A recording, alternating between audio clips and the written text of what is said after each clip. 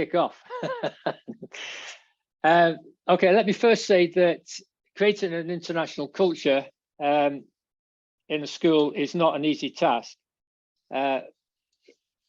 Schools have their own particular vibe, their own particular culture, and the first thing you have to be clear on is what sort of culture do you want to transform into. Let's sound a second.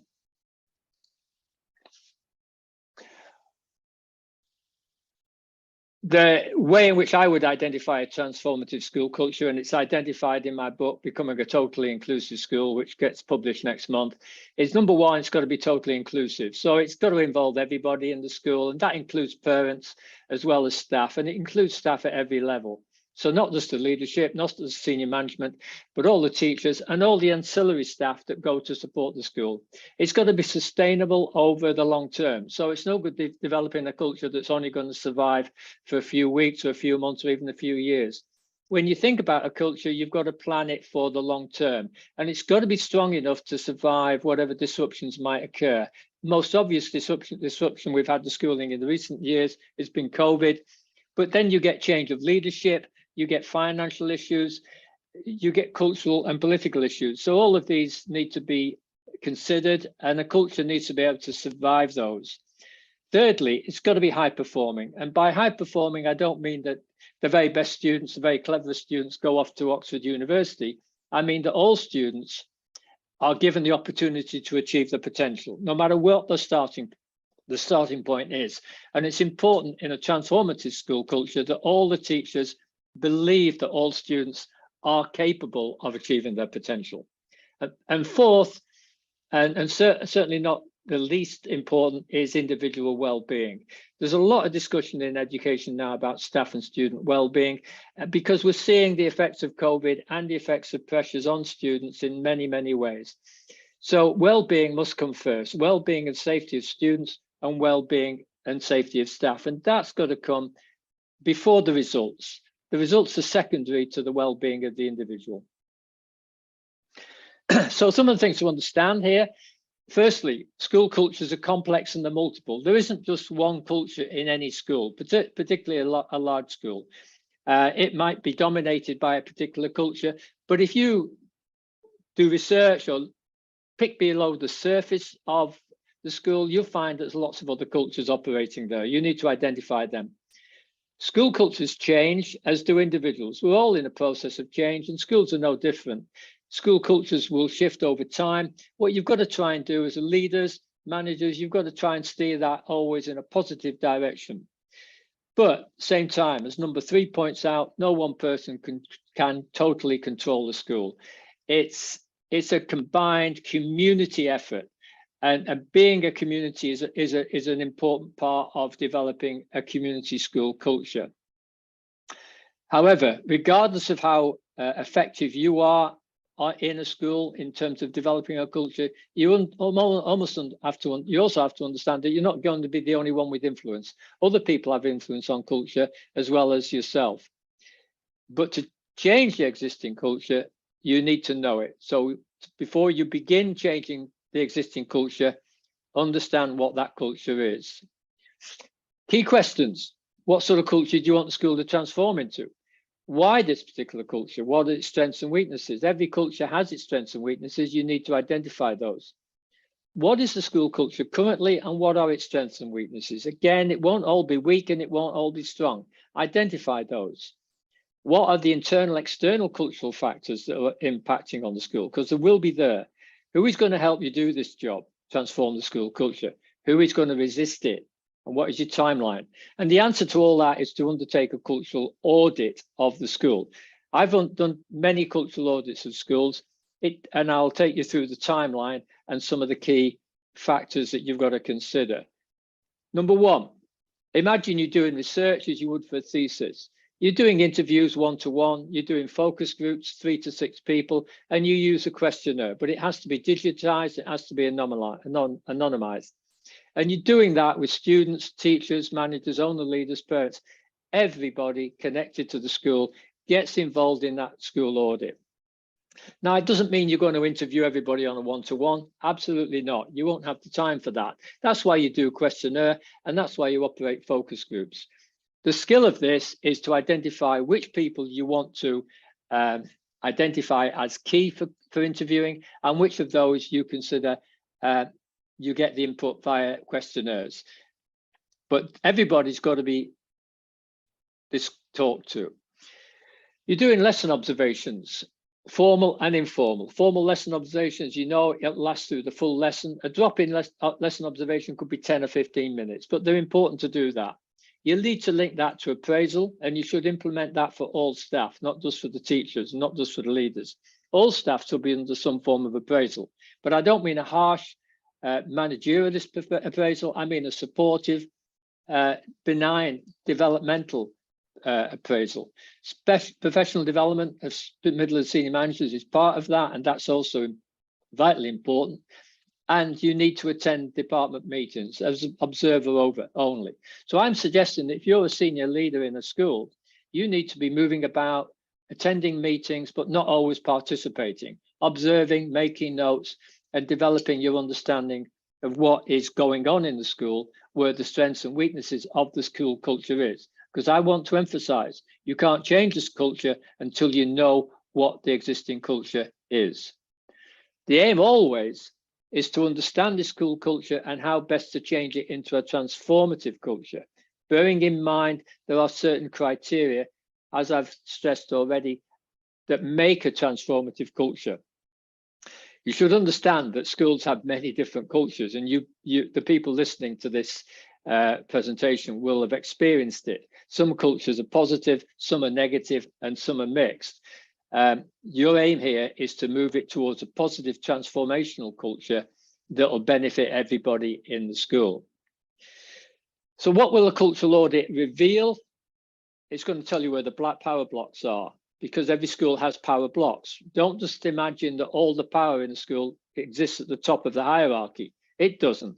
There'll be people in different departments, different sectors, different areas who have power and influence on others. You need to identify those. You need to identify the attitudes, the dominant attitudes and values in the school. You're looking for internal problems and opportunities. If you're a leader, do not be afraid of identifying problems. Don't be a leader who just wants to hear good news. You have to identify the problems that people are experiencing and the opportunities for moving the school forward. Look for where the blockages are. The blockages connect usually to the one below that, which is communication issues. People don't understand. They don't get the news. They don't believe in it. They don't trust it. They feel they're going to be threatened. That brings forward anxieties and fears. At the end of the day, no matter how well your culture is, people think primarily of themselves. They're concerned with their own careers, their own job security, their own progression, career progression, and naturally their own well-being. So the culture's got to recognize that if you've got 300 staff in a school, you've got 300 individuals all thinking about themselves, even if in the days when they're working hard for the benefit of the school. Every one of those 300 or so individuals has got hopes and aspirations. You need to find what they are. Talk to the key people. Find out what the career progressions are, where they think they're going to be going in a few years' time. What's holding them back? What will motivate them? Don't imagine everybody's motivated by money. Sure, people aren't going to turn up for work if they're not getting paid, but you know, they can get jobs in most anywhere, in many places where if it's just about money. People work in schools for much more altruistic reasons, mostly, certainly the educators.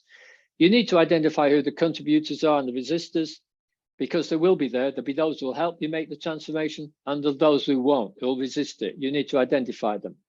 And you need to identify the dominant and secondary work cultures. You may have cultures that relate to a particular subject area, or a particular head of department, or a particular teacher, or a particular area of provision within the school.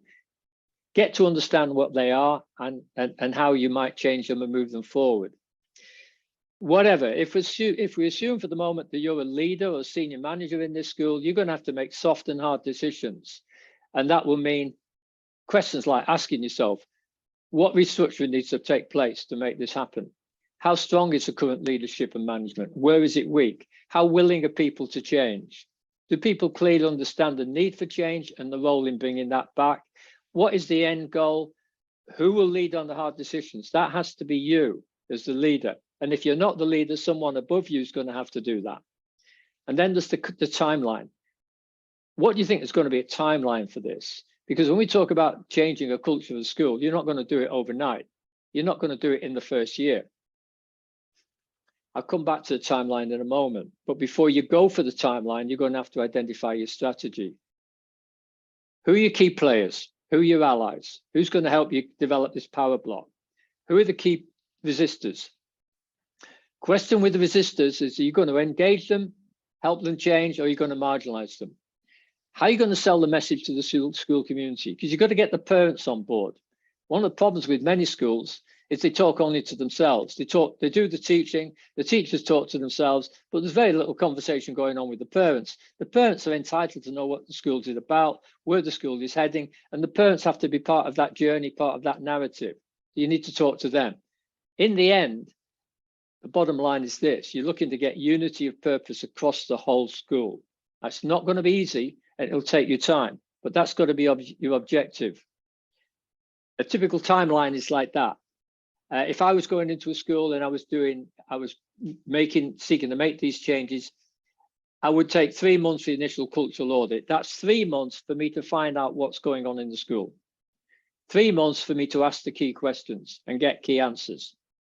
Then 6 months to bring about the changes in personnel and work systems that I want to bring about. Now, I'm not going to do it all on my own. This is a community. We use it. We make decisions as democratically as we can. But in the end, someone has to take charge. Someone has to say, this is what we're going to do. Reckon 12 months to conclude stage 1 of the cultural transformation. That's where you've got the thing up and running. It's early days, though. It's going to take another year for you to see significant results. That's the end of stage 2. If all's gone well and you've kept at it and you've got a good team of people around you, all willing and able and moving forward, within 3 years, you're going to see that transformation embed in the school. And that's the moment when you can sit back, you can think, well, okay, I've done that. I've made that move. For many leaders, they'll think to themselves, okay, I want to move on to another school. I want to stay here and advance it and move it even forward to a greater level of transformation. But 3 years is a realistic timeline if you start properly. If you don't start properly, you won't get to that target point in 3 years' time. What are the risks and problem areas? Well, no one likes change, really. People might say they don't mind, but in the end, people do not like change too much. Those who've been at school longest tend to resist the hardest. The teachers who've been there 20 years, 25 years may think, well, what's the point? I've done this before. I've seen all this before. Leaders come and go. Why do I need to be involved? You need to get them on board. Staff don't understand the need to change. That's where communication comes in. You need to push it, make that point all the time. Keep pushing the message out. Staff don't feel comfortable with the new culture. They don't feel part of it. They feel excluded. They feel threatened by the change and the new system. So you've got to overcome that. That's why the audit is important. You've got to talk to people, explain, find out where they are in the head, where they are in the career, get them on board, get them as allies, as many people as possible. You need the parents to understand and agree to these changes. Now, that doesn't mean that you allow the parents to run the school. I'm not an advocate of that, but at the same time, parents are part of the school community. They need to be involved. They need to be educated. Some parents need to be educated into what the school is about and where the school is going. And that's particularly true of international schools, those schools with a multicultural community. If the leadership is divided on strategy and implementation, you're not going to get it off the ground. So it's important that the key leaders, the key senior leadership team agree and are on board. If there's conflict and division at the senior leadership team level, then you're going to have problems. They can be overcome, but usually it will take the exit of somebody. It'll usually mean that someone's got to leave and someone else more compliant is going to get involved. And then there's the larger cultural issues which can act on a school: religion, politics, economy, viruses. All these things are threats that no school can fully ignore, and maybe no school can fully manage, but you just need to be aware of it. Coming back to my point, this is what makes a transformative school culture. And if you come away with anything from my talk today, that's those 4 points are the things you need to hang on to. You can't be transformative unless it's totally inclusive. And I've talked about total inclusivity to Filipino teachers before. I've got books on that, and you can read on that and you understand what that means. Essentially, it means everybody's involved, and I mean everybody. There's nobody excluded, regardless of their gender, the sexuality, the race, the age, the ethnicity. Everybody counts. If they're in the school, they're part of the community. It's got to be sustainable. Don't think you're just going to do this for as long as you're in post. If you go into a school and you think, I'm going to change the culture, and I only care about what's going to happen while I'm in the job, that's not going to work. You've got to create a school culture that's going to be alive and kicking long after you've left the school. That's your legacy, remember. Then the high performing bit. Don't get obsessed with results. Results are important, and parents particularly will talk a lot about results. They want the kids to be successful, and that's all understandable. You know, those of us as parents understand that. But every student is different. You can't have equal results for every student. It's never going to be like that. What you can have is every student reaching their particular potential, and you have to understand the student in order to achieve that.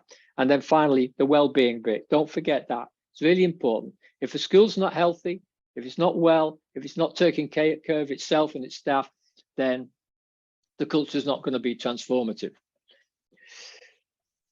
As a leader, or even as a junior, a middle manager, you've got to keep pushing this message. Communicate the transformational culture, the transformative culture aims, objectives, and practices to all staff and parents.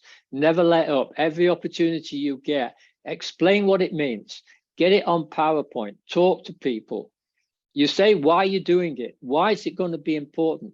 How's it going to benefit you, the teacher? How's it going to benefit you, the student? How's it going to benefit you, the parent? People look for a little bit selfish. Everybody wants to know what they're going to get out of it, and that's understandable. So you tell them, this is for everyone. This transformative culture is not to take the school to a dark and dismal place. It's not to take the school to failure. It's to take the school to success. And you can't do it on your own. No matter how good the leader is, no leader can do it on their own. They need everybody to be involved. So that's why the message has to keep getting pushed. And you do it in so many different ways. You do it by email. You do it by parents' evening. You do it by making sure the heads of department particularly are important, because they can push the message to their own staff and to parents. And you talk to the students. You get a value system within the student body that supports inclusivity, sustainability, high performance, and well-being.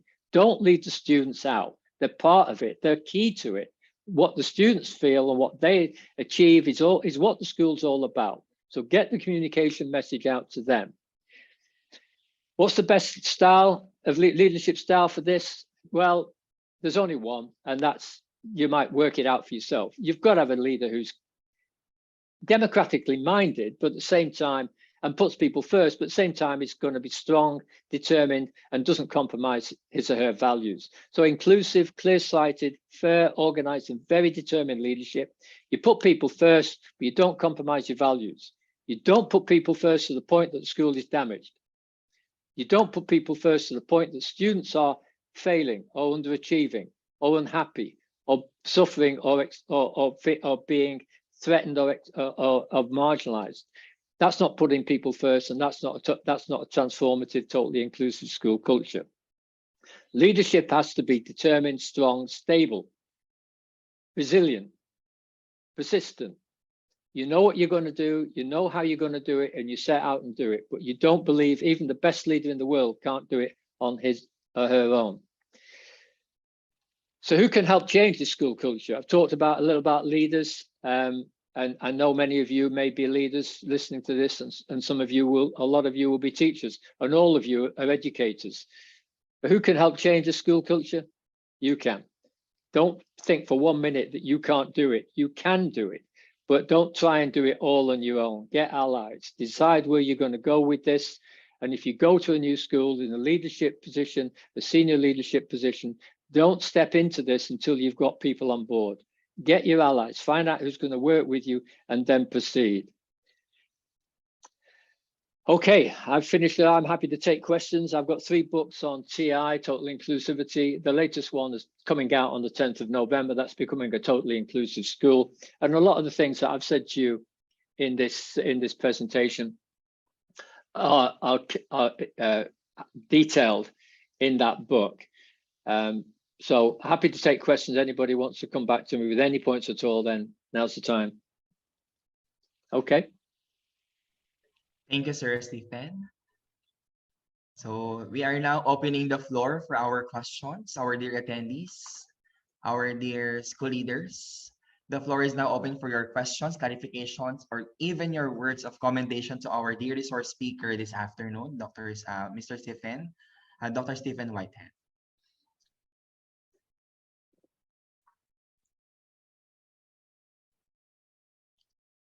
While waiting for our educators, our dear school leaders to ask questions, I just want to ask this question to you, Dr. Stephen. Yeah. My question is, in terms of assigning tasks here in our department, what do you think are the factors or the considerations that our school leaders need to take when they are assigning tasks? Is it by the position of the teachers or their skills? When they're assigning staff? Yes, sir. You mean any staff? You mean the educators? You're talking about teachers predominantly? Any tasks, sir, will do. Any assigning tasks? Yes, sir. Well, you've got to think. You've got to do double think here. You've got to think of 2 things. You've got to think of the skill of the individual, and you've got to think of their motivation to do it. I wouldn't think too much about the opportunity to do it, because if they're keen and they've got the skill, they'll probably find the opportunity, and you can help them find the opportunity. But when I'm doing that, the first thing I think about, I do it on merit. I think, is this person going to be the right person for the job? And they may not even realize they're the right person for the job. They may think to yourself, oh, I don't want to do this. It's too hard. I can't do it. Then you've got to convince them. You've got to explain to them. You've got to motivate them. You've got to coach them. And if you've got someone a little bit wary about taking on your responsibility, you've got to mentor and coach them through that process. That's the skill of a leader. But I always go for looking for the skill based, and then I can develop the professional development. I can develop the person if they've got the basic skill base. And the other thing I look at, it depends on the task, but if it's a task that requires good communication skills with other teachers, say for example, I'm looking to advance someone in the teaching group into a more coaching or leadership position, then I'm looking for someone who's got respect from the other teachers. Do they respect that person? Has that person shown any initiative to take on small leadership management roles in the past? But I wouldn't make any move until I'd spoken to that person on a one-to-one. And I'd spoken to that person, outlined what was involved, and get their feelings. Because often you can identify someone in the school and you think to yourself, oh, that person's perfect for this job, perfect for this role. But when you sit down and talk to them on a one-to-one, you find out there's an issue.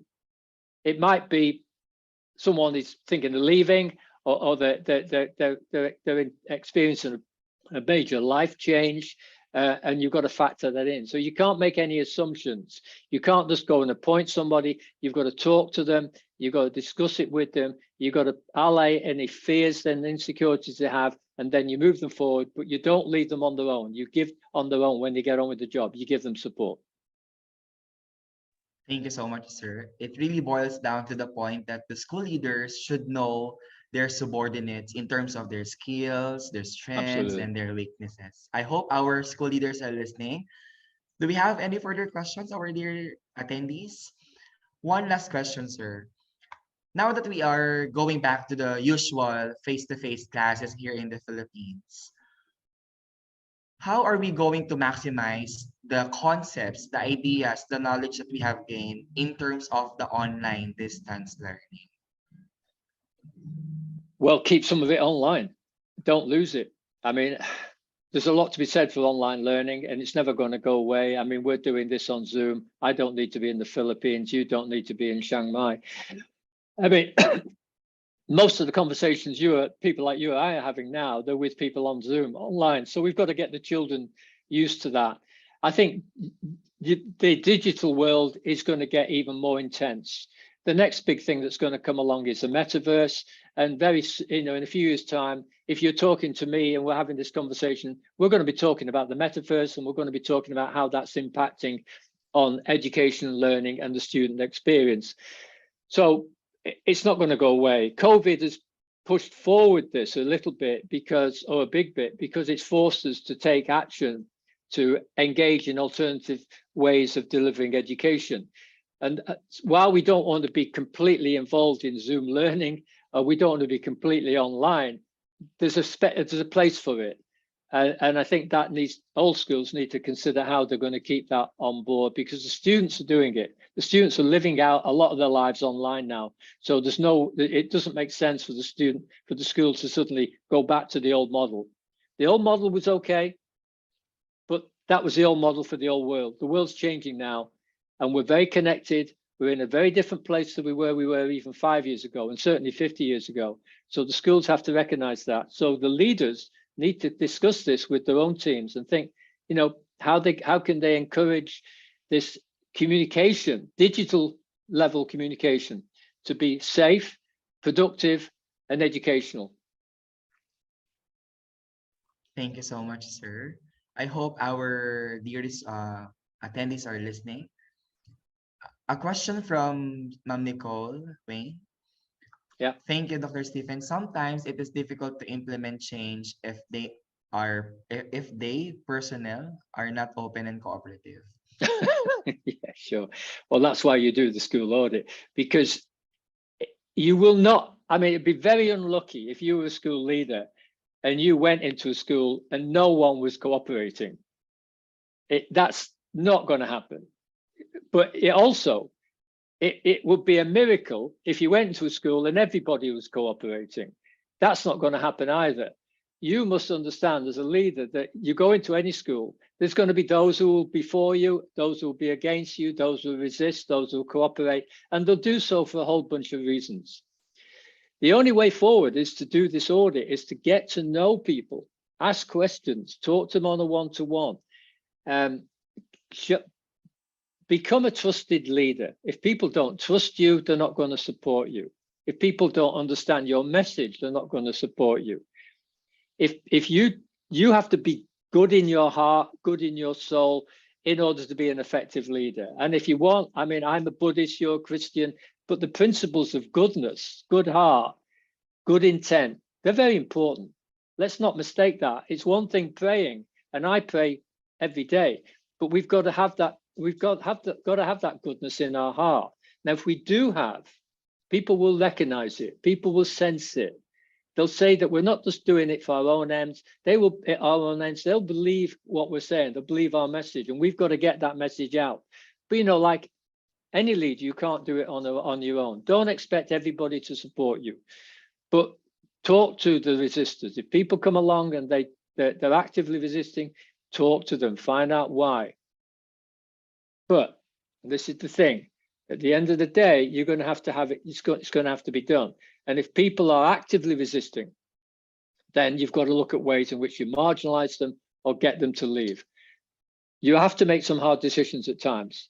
You can't be everybody's friend all the time, but you can be supportive of everybody who wants to be part of this journey, and give everybody the opportunity to be a part of their journey.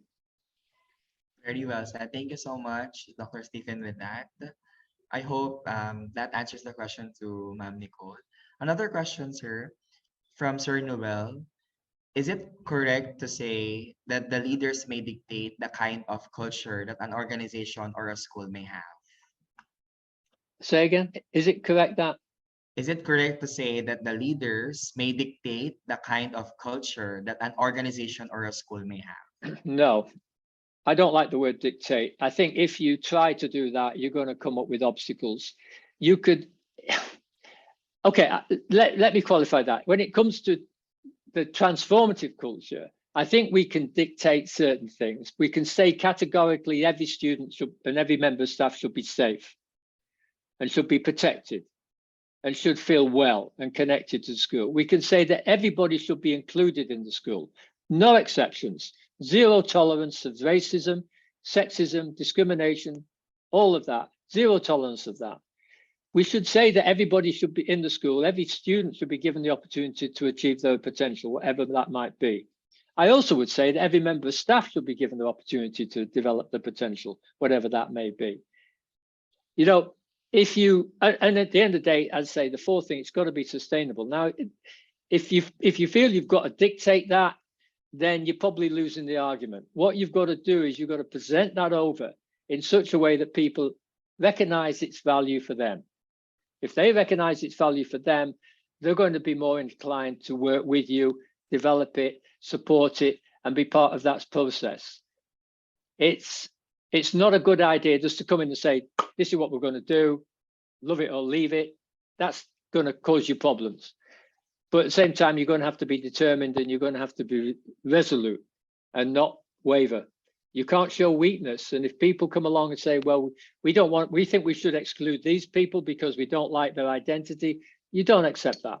If somebody comes along and says, we're not going to have special needs children in the school, it's going to devalue our results, you say, no, that's not our style. That's not what we're about. You have certain values and you keep to those values. They're not for negotiation, but the way in which you go about it, then you can be flexible.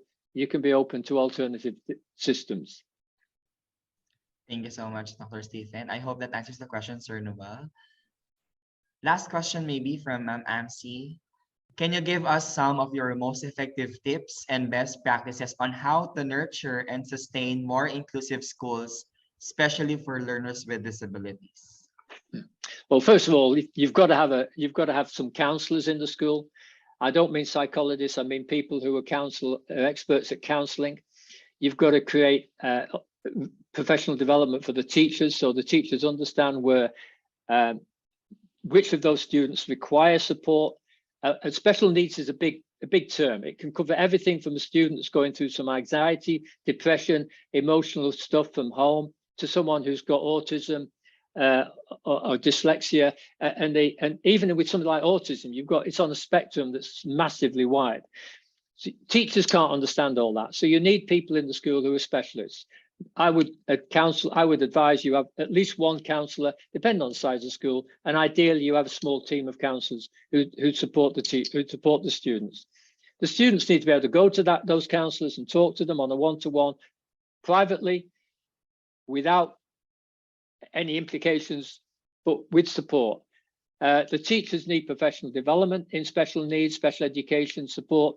You should also, as far as the classroom's concerned, you should be applying student-centered learning and differentiation teaching methods. If you're doing differentiation teaching methods in the classroom, that's going to help the teacher more accurately identify the students who need support and those who don't. Every teacher needs to get to know his or her students. And in getting to know those students, you'll identify where their weaknesses are, where the strengths are. And that's part of the process of the school supporting individuals. So it's a mix of professional development for the teachers, and it's also the leaders should be putting in systems in place, special education needs systems, support systems with specialists who understand the needs of students in this area, and the counsellors who will offer all sorts of guidance. It's particularly important for schools with high schools, secondary schools, with students going through puberty and all